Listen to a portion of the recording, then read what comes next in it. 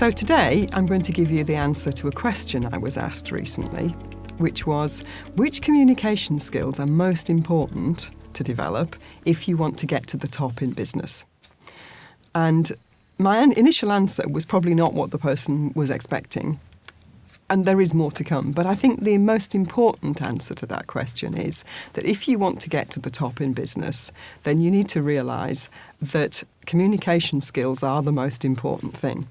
That in fact, that's what the job becomes all about. It's all about communication and relationships. That's really all you do at very senior level.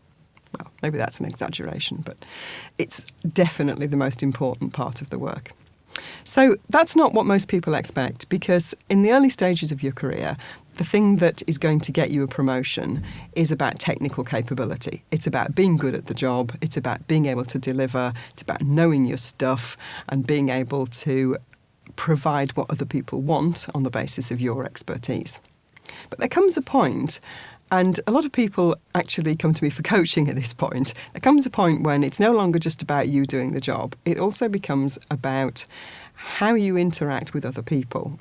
And often people just roll their eyes at this point and go, oh, it's company politics. And many people would say, oh, I just don't do politics. Well, that's your choice. One of the things I would tell you, though, is that if you refuse to do politics, there will be a limit to how far you can get in an organisation. Because when we talk about politics with a small p, it's not just about people putting a spanner in the works for their own evil means.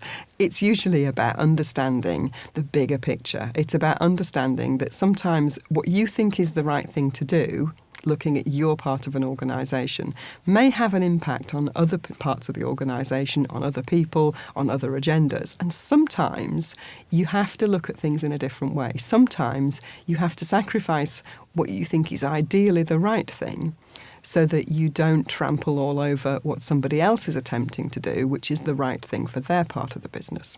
And that's what I mean by politics in an organisation.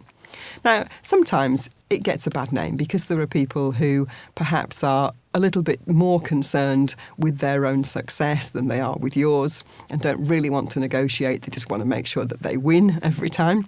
And again, you have a choice as to whether you go into battle or whether you let them win. These are all the kinds of things that you will be dealing with on a daily basis if you really want a top job.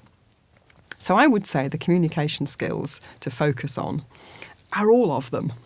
But think about how you build relationships, how you communicate with people in such a way that they trust you, that they want to work with you, that they will come and tell you if there's something that you need to know or that might have an impact on you. Think about the way that you examine information, about how you present information to other people, how you answer questions, how you listen to other people. Because all of those things will make a difference when it comes to the tricky negotiations about priorities and about principles that happen when you get further up the career ladder. And fundamentally, if I'm looking for someone to fulfill a very senior role, those are the things that I'm going to be most concerned with. Because at that level, we're going to assume that you already have the technical know-how, that you have your professional skills, that you do know your stuff and you know how to make things happen. So that then becomes the icing on the cake. And that's why sometimes people who are exceptionally good technically don't always go as far up the organisational structure as you might expect. There are exceptions, of course, but usually you need both if you really want to get to the top.